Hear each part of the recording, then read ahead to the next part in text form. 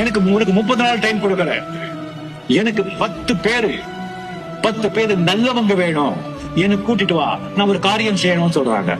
சரி குருதேவா அப்படின்னு சொல்லி துரியோதனா புறப்படுறா. நல்ல 10 பேர் நல்லவங்களுக்கு தேர்வுக்கு தர்மரை கூப்பிடுறாங்க.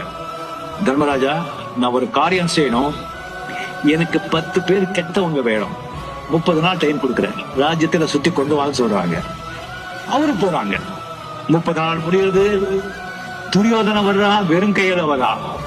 என்ன துரியோதன ஆச்சுன்னா, மன்னிச்சிருங்க குருதேவா, நான் ராஜ்யம் எல்லாம் தேடினேன், ஒருத்தன் கூட நல்லவன் கிடைக்கல, ஏதாவது ஒரு கெட்ட குணம் இருக்கு, அது என்ன காரியம் சொல்லுங்க, அதை நானே பண்ணி முடிச்சிடுறேன் சொல்றாங்க. தர்மராஜா வர்றா, அவரு தனியா வர்றாரு. என்ன தர்மான்னு கேட்டா, மன்னிச்சிருங்க குருதேவா, நானும் 10 கெட்டவங்களை பார்த்த, ஒருத்த கெட்டவங்க கூட கிடைக்க மாட்டேங்கிறான், எல்லாம் நல்லவங்க தான் இருக்காங்க, அது என்ன காரியம் சொல்லுங்க, நானே முடிச்சிடுறேன்னு சொல்றாங்க.